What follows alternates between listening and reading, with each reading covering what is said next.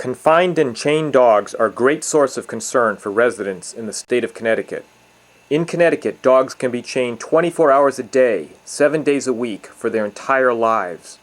Chained dogs are often neglected, injured, attacked by other animals, and stolen. Dogs are social animals, and by chaining and isolating them, it is not only inhumane, but dangerous. Chained dogs are nearly 3 times more likely to bite people. In Connecticut, current law does not provide animal control officers with many options.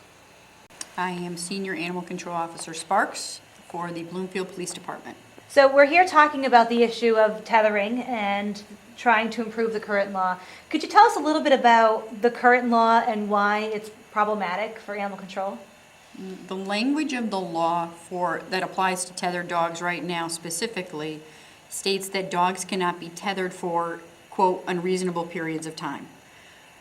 The language is vague. It doesn't allow the investigating official to be able to determine that the dog has been there for an unreasonable amount of time if, based on the owner's statement that the dog comes in late at night when no one's there to witness it, there's no way to enforce that. Okay. There is no officer who's available to sit on a house for 24 hours a day.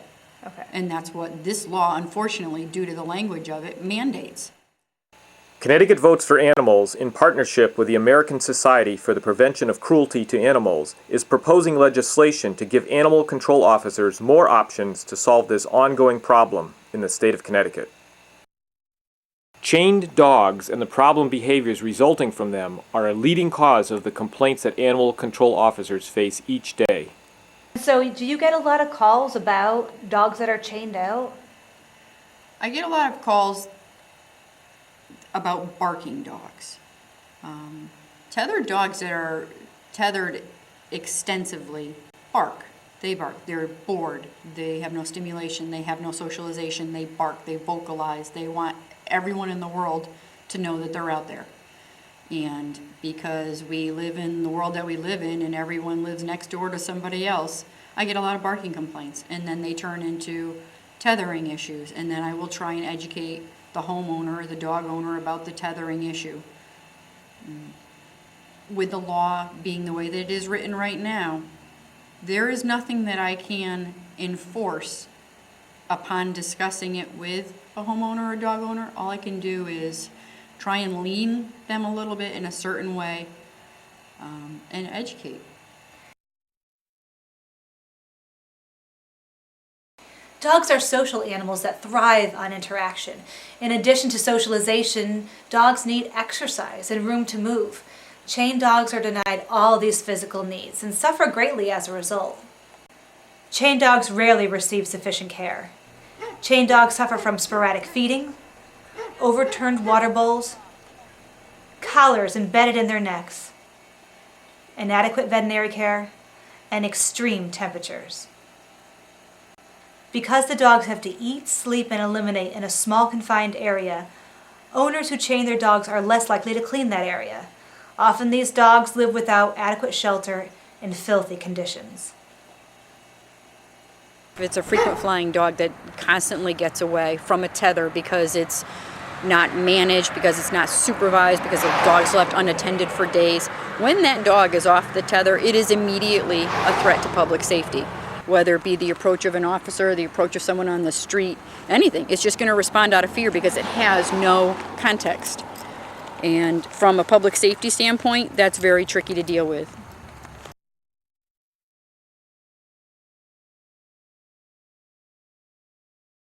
What's going on here? That's Ox. And Ox is outside. He lives outside, and he lives in that igloo. Does he ever go inside? I haven't seen him go inside, and my canvas of the area has said that he never goes inside. But And does he have food and water out there now? he does not. I provide them straw every winter. It's the surest way to get it done without having to go back time and time again and listen to excuses for not having it. Well, right now it's just above freezing. It's about 33 right now. Tonight it'll go down to about 20 or 21. I have real problems with these people. This is the one that I was out chasing before. That's Diamond. and she's an intact female. She has been used for breeding, and she is primarily outside. And she lives in that box. Yeah. The problem was today, Diamond got off of her lead and left the property and was chasing people down the street, which is typical of tethered dogs. So this is where she lives all the time? This is where she lives all the time. There's actually 3 dogs here. She's in that box, the one in the far back, and the one in the near front. Oh, but they're not coming out. They're not out. From October 2003 through today, there were at least 294 children killed or seriously injured by chained dogs across the country. The American Veterinary Medical Association has also stated, never tether or chain your dog because this can contribute to aggressive behavior. And then the one in front, that one's name is Dirt. His name is Dirt? Yeah, his name is Dirt. And is there food or water for these dogs? There wasn't food. There was a tiny little bit of water on the one in the back, which the one in the front can get to. But it's not great. This again, one of my habitual houses. And when you seized the other 2 dogs before, that's because they were really bad. Yeah, they were awful. They were emaciated. They were full of parasites. They both had been either scrapped up with wildlife or attacked by a roaming dog. They both had lesions on them.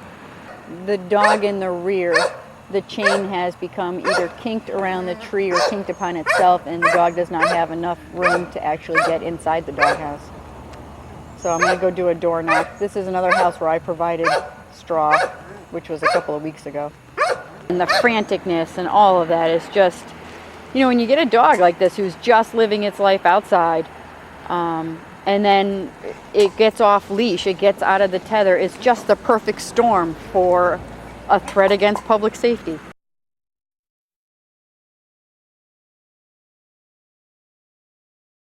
What I have found is that when I have seized dogs for the purpose of just removing them because they don't have food or they don't have water, but they do have shelter and they're a decent body weight, my cases don't go anywhere. The court doesn't know what the proper response is.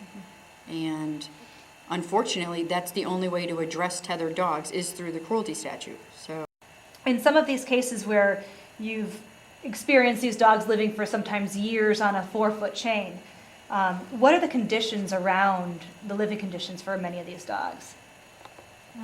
In my experience, I have found that dogs that are tethered excessively, dogs that are not a family pet, dogs that are primarily a yard guard, they receive so little care.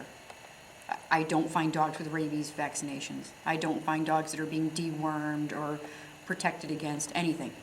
I do find dogs, very sadly, that chew their own food bowls for food. They'll chew the wood off their dog houses for food because they're left for 3 and 4 days while an owner is gone and there's no one else to provide care for the animal.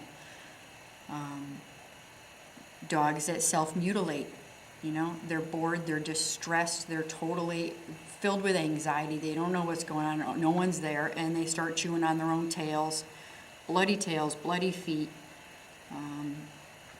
In instances where dogs are left tethered to decks, they hang themselves.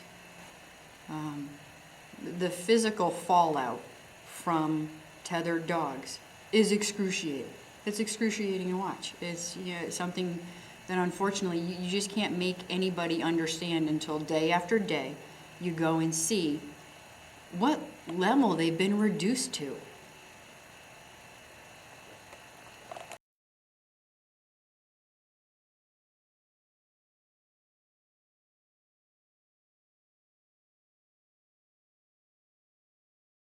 You can make a difference for these dogs.